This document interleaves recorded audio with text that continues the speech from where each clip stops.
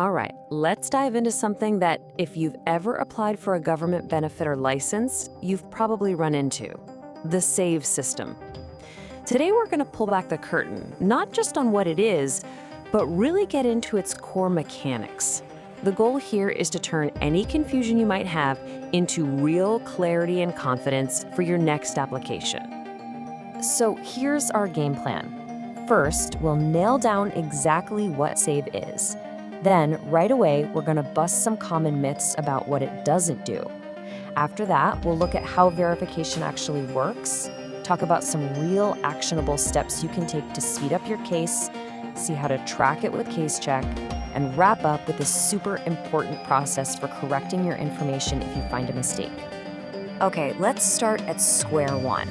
To really navigate any system, you've got to understand what it's for, its fundamental purpose. So let's build a solid foundation and get clear on what SAVE actually is. At its heart, SAVE, which stands for Systematic Alien Verification for Entitlements, is really just an information channel. The best way to think of it is like a secure messenger. When you go to apply for a benefit, the agency uses SAVE to send a quick, secure request to federal databases. All it's doing is confirming that the immigration status you provided is accurate. It's really about making sure benefit programs have integrity by verifying the data. Now, this is just as important. Knowing what SAVE does is one thing, but knowing what it doesn't do, that's huge. Clearing up these common misconceptions is the next really crucial step to understanding its role in your application. And what's so interesting here is the core distinction, right? SAVE verifies, but it doesn't determine.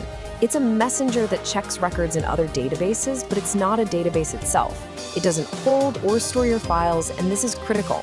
It does not decide if you're eligible for a benefit, and it can't correct any errors in your records. The agency you apply with, they make the eligibility call. SAVE just gives them one piece of that puzzle. Okay, so with that foundation in place, let's get into the mechanics. How does a request actually move through the system? What does that process look like from the second an agency hits submit on a query?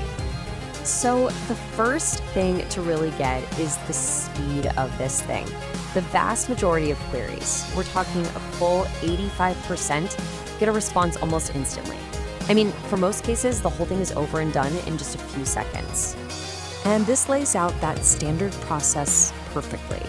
The agency plugs in your info, the SAVE system does this real-time data handshake with a bunch of federal records, and boom, our response is fired right back. It's automated, it's efficient, and it resolves most cases right away. But what about that other 15%? Well, if your case can't get that instant verification, it gets flagged for manual review. And it is so important to understand this.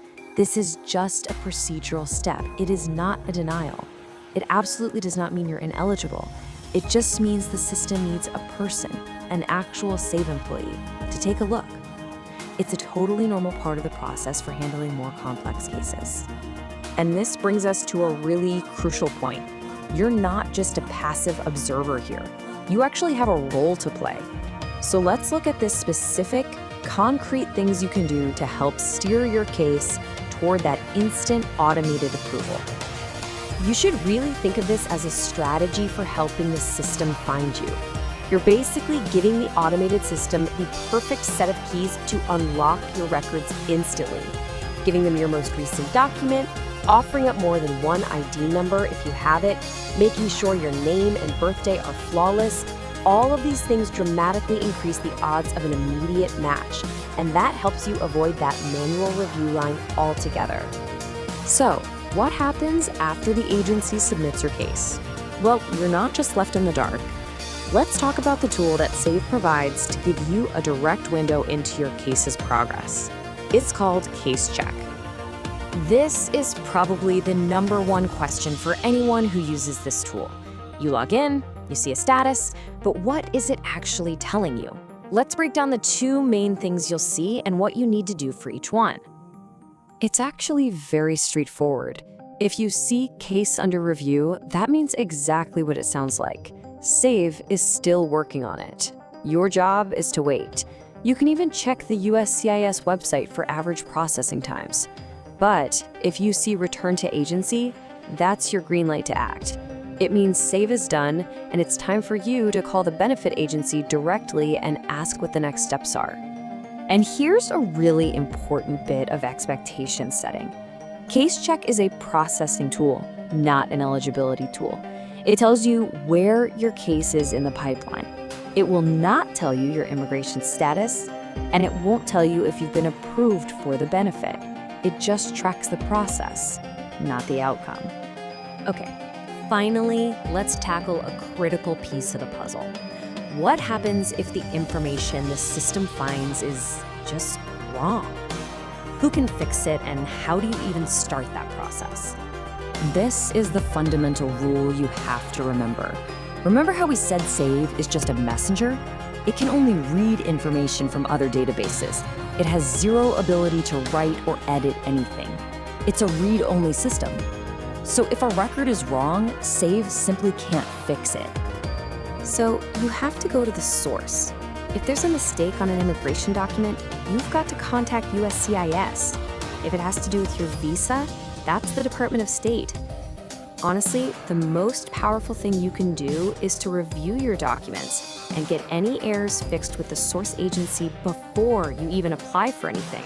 That way, you know the data is right before the verification even starts. At the end of the day, understanding SAVE means you're not looking at some mysterious black box anymore. You see it for what it is, a logical, automated process. And when you know how it works, what it can't do, and how important your role is in providing accurate data, well, that turns all that uncertainty into a real strategy. So the question to leave you with is this. Now that you get the mechanism, how are you going to approach your next application with more control and more confidence?